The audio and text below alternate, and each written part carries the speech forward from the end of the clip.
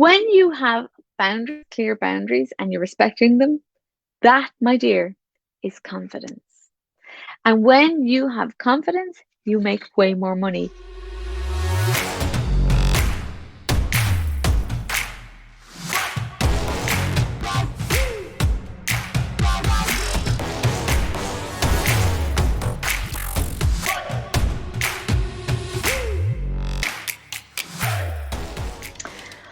Well, hello, and welcome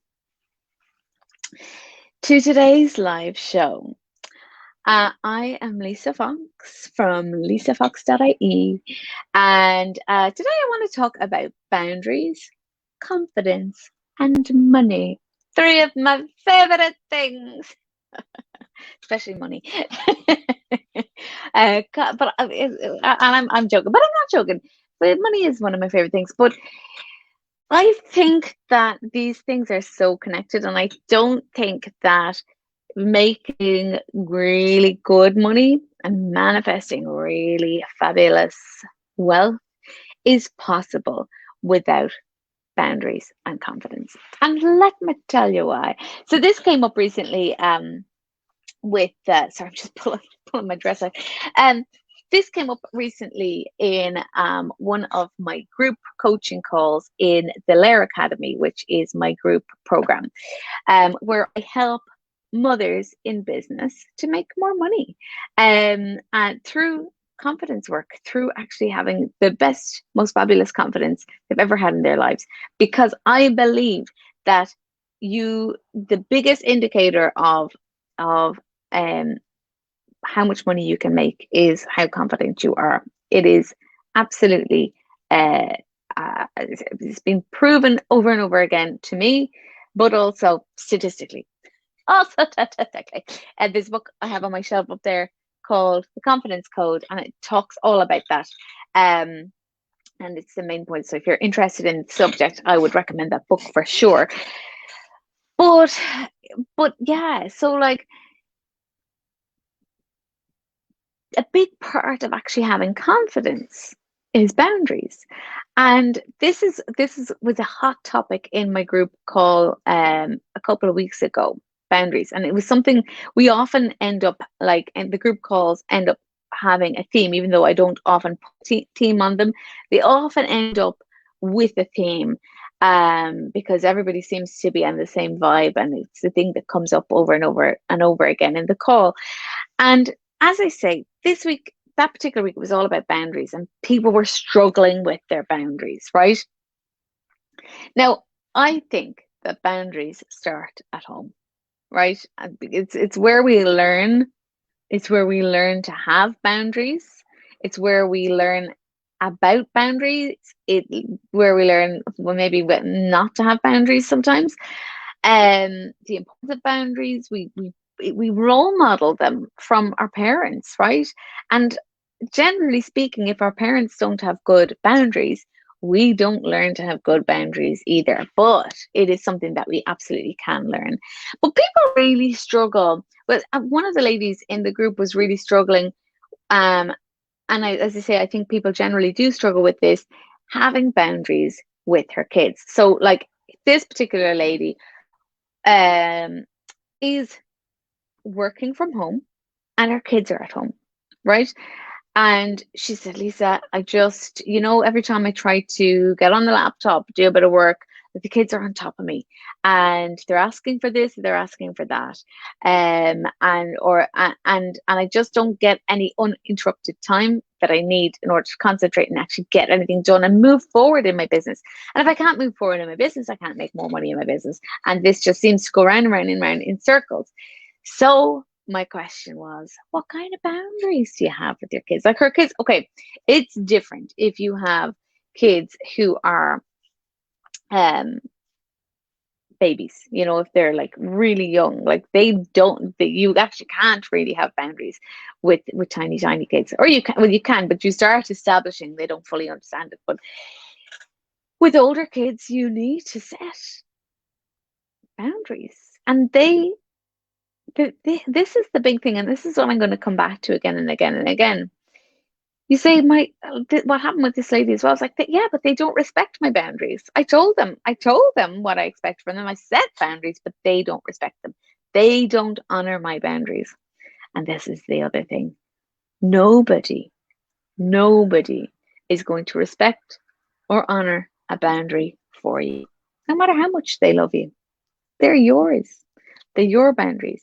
You're the only person who can respect or honor your own boundary. And it's not just kids, it's husbands, it's mothers, it's fathers, it's everybody around us. And I say it all starts at home. You know, if you say to your husband, I expect you to take an equal load of the housework. We're both working full time, or we're both trying to work, and I seem to be doing everything. And your husband is like, yeah, of course, of course. And then he sits and watches football. Your boundary is being disrespected, right? So you need to respect your own boundary. And what can you do? What can you do? So the first thing to do, I think, is communicate it, right? This is not okay with me. This is not okay with me. This situation is not okay with me. I feel like I'm being used, abused, whatever. And whether that's with the child or the adult, whoever it is you're trying to set a boundary with, you tell them. You have to communicate it first with words. And then you have to communicate it non-verbally, right? Like, so, like, and for each situation, it's going to be different, but it's up to you. Like, for example, for me with my husband, if there's housework that needs to be done, a lot of people I find they'll say, I need more help with the housework, and then they'll go and do all the housework because it's not done. For me, I would say, I can't do all the housework on my own. You need to pull your weight. And he'd be like, my husband happens to be quite great with that stuff, and does take an equal share of it. But there was some boundaries at the beginning. So instead of like, if it's his job, and this is one of his jobs, it's the laundry. If he doesn't do the laundry doesn't get done. And we have two kids, and I'm not going to do that laundry. Under no circumstances. No, I'm telling a lie. It's not under no circumstances. But if there's a particularly busy week for him and he's under a lot of stress, and he says to me, I'm not going to get around to the laundry this week, or oh my God, there's 3 loads there that need to get done, and I'm really sorry, I haven't gotten them done. Do you think you might be able to help me out? I'll be like, yes, of course, I will do it as once off. But that doesn't mean the laundry is now my job. It's like, I'm helping you out here with this, right? Um, and so the boundary is respected, and then like, but the boundary would never be respected if I said, I need you to do the laundry, and then I went and did the laundry, right? Or if I said to my kids, I need you to like, make your beds in the morning, and then I went and made their beds in the morning. Like, you have to back yourself up. I recently had a little problem with my calendar. And that was a boundary problem, right? Um, where I was like, I had my calendar link so my clients could book in with me, but I didn't put any settings on it. I didn't put any limits on when people could book in with me, because I was like, well, I've got clients all around the world, so I need to be okay. I'm not like, I only have a certain amount of clients. I only take on the amount of clients I can take. But like, I was finding that some days I would be booked up for the full day back to back with clients. And then on another day I wouldn't have any clients at all. And I was like, like, people basically can book in with me whenever suits them, but I wasn't thinking about what suited me. And that's a boundary. So I realized that I was struggling with this. I have to keep it open because I need to please my clients, and I don't want my clients to be upset with me because when they go into my calendar, they can't find a time that works for them in their time zone. Therefore, I need to leave it open because I don't want to upset them. And this is the big thing. This is why we're not good at boundaries. And it always comes back to this. We don't want to upset people. And we think by us having a boundary that we're going to upset people, and they're going to fall out with us, and they're going to think that we're a bad person. And we women, especially us mothers, want to be so good. We want to be the Madonna. But you know what? we're not going to get anywhere without boundaries. If without boundaries, you're a doormat.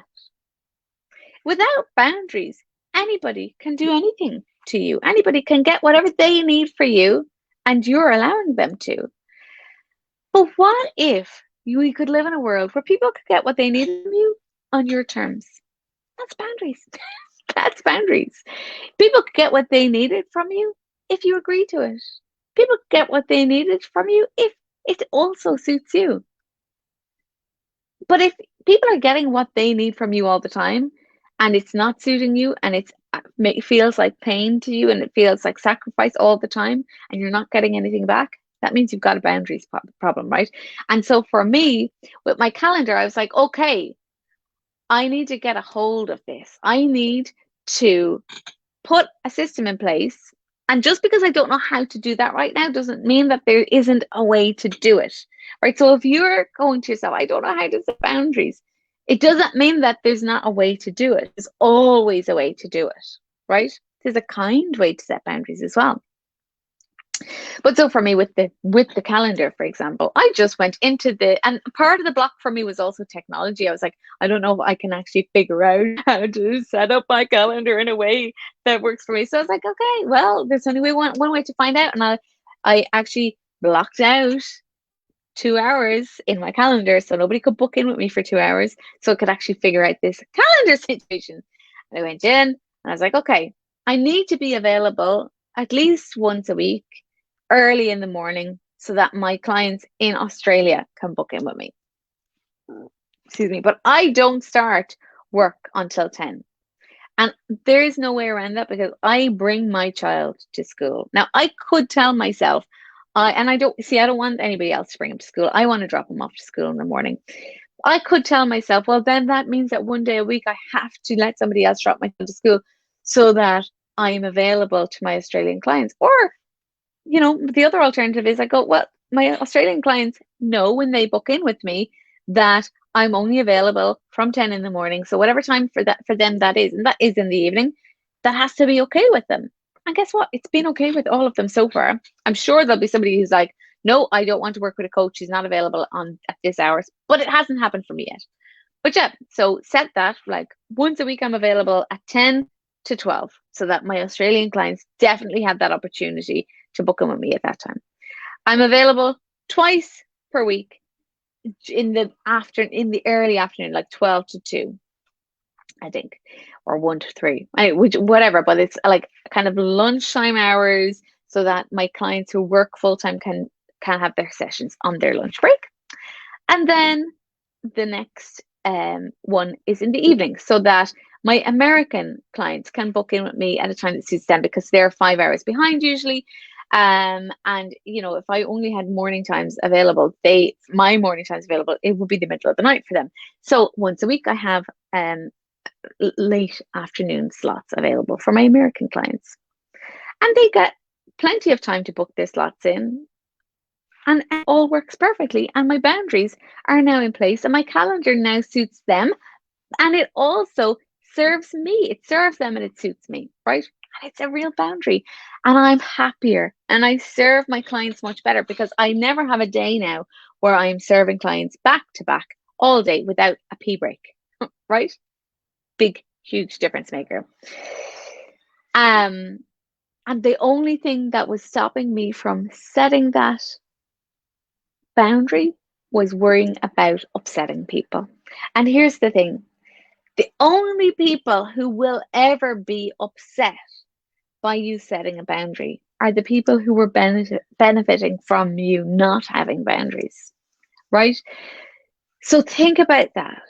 Think about that. The only people who will ever be upset with you for making a boundary are the people who were benefiting from you not having any. And even then, let me just say this for the record, even then, the people who might be upset with you for a minute for having the audacity to have a boundary and were benefiting hugely from you not having any, they still benefit from you having the boundary ultimately. Because when you have boundaries, people know where they stand with you. People know what they can expect from you. People know when you're going to be upset with them when they try to violate your boundaries, right? People know that they're allowed to treat you in a certain way and they're not allowed to treat you in another way. And knowing that is really peace of mind for the people that you interact with, right? Because you're less volatile, you're less resentful, you're less likely to erupt when people cross your boundaries, or when people cross these imaginary boundaries that you think that they should know about, but they're not respecting them because you're not respecting them, right? But what's this got to do with money? It's got everything to do with money, because when you have boundaries, clear boundaries, and you're respecting them, that, my dear, is confidence. And when you have confidence, you make way more money. You do. Look at the successful people in your life. Look at the people who make amazing money. You will see that they are the people who are, number one, confident. And a lot of the time, confidence has a lot to do with boundaries and the ability to keep boundaries, and the ability to respect your own boundaries and enforce your own boundaries. And that's what leads to actually making a lot more money. Because when you show up in the world as a person who knows their worth enough to set a boundary and to respect their own boundaries, when you show up in the world as a person who knows who they are enough to communicate their boundaries, when you show up in the world as somebody who values themselves enough to have boundaries and to create boundaries and communicate boundaries, you are going to be the person who's able to set prices. You are going to be the person who's going to be able to make offers, to articulate offers, to say, this is what I have. This is what I can provide you with. This is what the price of it is. Even a price is a boundary. And the ability to communicate that, to stand by that, to effectively communicate the value of what you are selling is going to make you a lot more successful than somebody who's like, I can't set my price. I don't even know how to articulate my offer. I don't know. Like when I get clients, I overgive. I overstuff my programs. I overwhelm my clients to the point where they're like, it's all a bit too much, and they can't even benefit from what you're actually giving them. The other thing is that when you have the ability to set a boundary, you just energetically, just a person in the world who is wanting to be a good manifester, it all boils down. I've talked about this over and over again. Manifesting all boils down to having the ability to say what you want and to know what you don't want, right? And to decipher the two things. And when you're clearly able to articulate your desire to the universe, that's when you start actually getting those desires met. It has to start with the desire. But those desires and that ability to communicate what you want and what you don't want is a boundary in itself. And it's the very beginning of manifesting. And anybody who has wealth has shown an ability to manifest money, right? And that ability to manifest comes down to the ability to articulate, say, put out into the world, stand by what it is that you want and leave the rest behind and know that that's not for you, right? And in order to become a powerful manifester, a powerful money manifester, you've got to get really super clear about your boundaries on every level. What is it that you want? What is it that you don't want? How do you want to be treated? How do you not want to be treated? And nobody can respect your boundaries for you. Nobody can hold up your boundaries for you. Nobody can articulate your boundaries for you. That's up to you. That's up to you. And you can do it. It's a practice. It's a practice. Remember, my ladies, confidence plus faith equals success. Boundaries plus confidence equals money. I will see you all again the next time. Thank you so much for tuning in. Mwah.